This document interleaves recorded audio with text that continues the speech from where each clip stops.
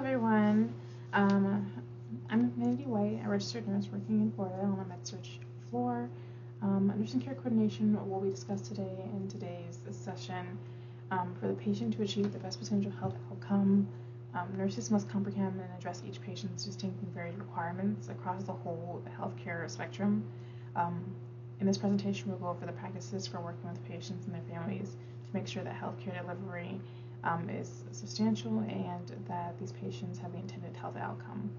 To create a more thorough transition and efficient communication, I will make sure that I stress the significance of continuous interdisciplinary collaboration with patients, medical staff, healthcare providers. It's a whole teamwork. We will also go over the justification for coordinated care plans that are founded on moral judgment and change management techniques, as well as those effects on patient healthcare, or patient care, excuse me. First of all, effective collaboration is the first on the list. Healthcare providers must work together to create treatment plans that are both rational, practical, and acceptable for patients to provide patient-centered care. According to the recent article of the ANA, Stance on Coordinated Care, it states that the patient-centered care seeks to improve overall community health and healthcare-related cost reductions while also achieving better patient outcomes, according to Anderson and Huner. By encouraging care coordination and fostering productive teamwork, health issues can be prevented. Socioeconomic and cultural disparities can play a part as well in collaboration. When you have to take into account a lot of factors about the patient, their socioeconomic position, their literacy level, and educational level to be able to receive the education needed for treatments, and also to assess compliance, housing conditions, food security, transit accessibility, demographic diversity. All of those are really important.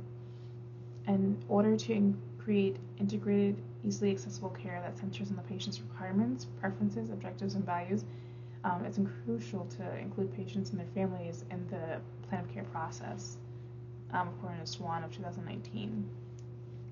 Collaboration is encouraged by a number of programs, including cultural competency and targeted drug education treatments. It encourages adherence to positive health outcomes by providing comprehensive drug information and instructions. But by asking patients to repeat the material, you can make sure that they actually grasp it. So one thing as a nurse I like to do when I'm incorporating families and patients into their plan of care is I do a teach back method, meaning that I educate the patient on any material that they need. Let's say it's diabetic teaching, and I make sure that they are able to educate me back on what I just told them, and that can be anywhere from performing an actual finger stick on themselves, or teaching me how to do it, teaching a family member how to do it. And also, when you integrate the families in the plan of care, it's important to do that too, just to make sure that if the patient ever needs assistance, the family members will be able to step in and kind of like help them out. Inquiries about any cultural or religious beliefs that might prevent the patient from taking the drug should be made during this period of care coordination, and if there is an interaction, it should be further discussed, according to Keishan of 2022.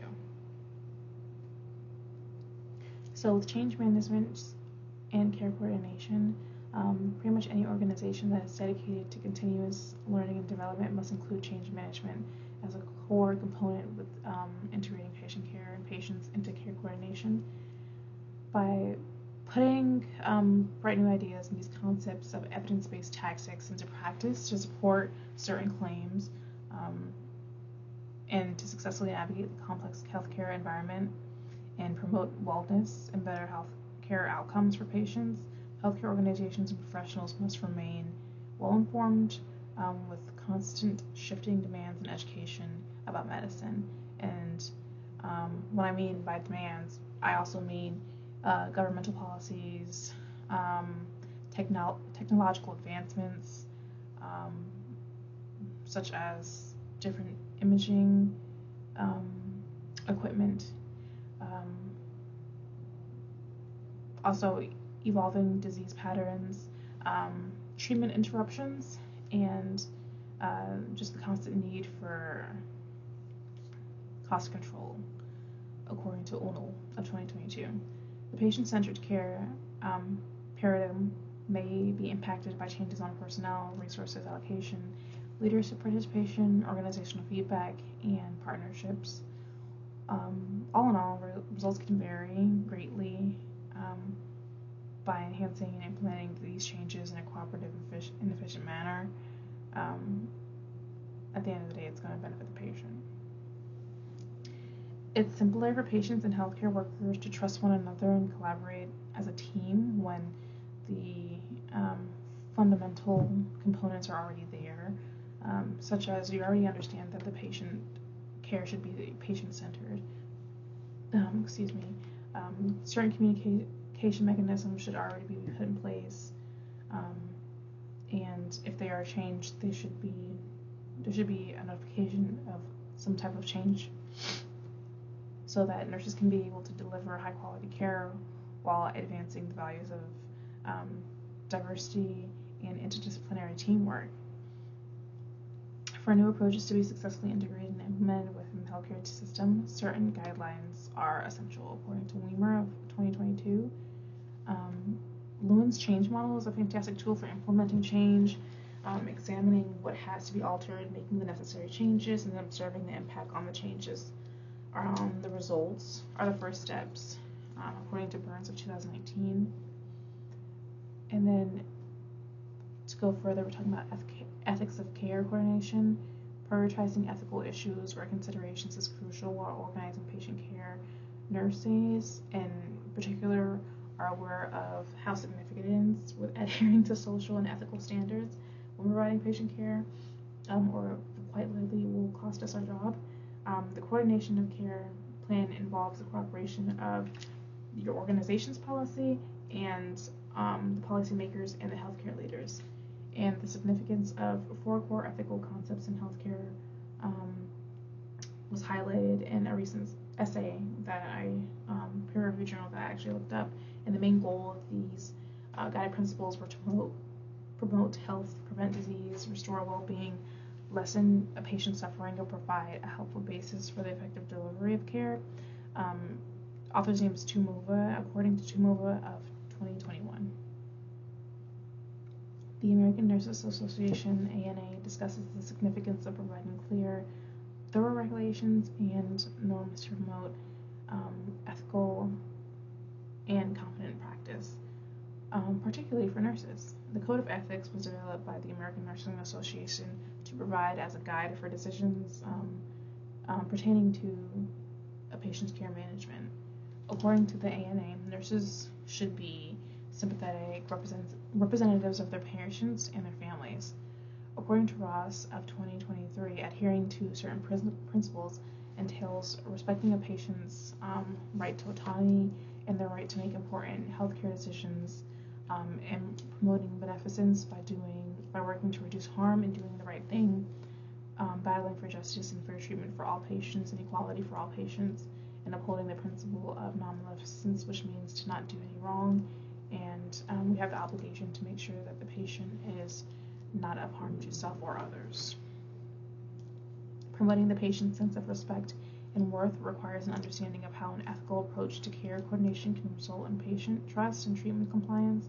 However, it's important to understand that certain patients may not be able to or ready to participate in their care planning due to factors of, like we talked about before, health literacy, certain cultural differences, language barriers, any cognitive impairments, neurodivergencies. These can all be barriers for patients when learning and being compliant with treatment plans. So as a result, ethical decision-making becomes crucial in integrated care plans that use a flexible patient-centered approach that can be customized to meet certain patients' unique requirements for the treatment plans and skills of each patient. So these are some impacts of policy provisions.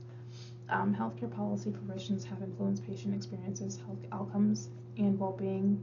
The ACA was passed in an effort to alleviate healthcare inequalities, and to alleviate the burden of not having access to affordable healthcare and growing healthcare needs.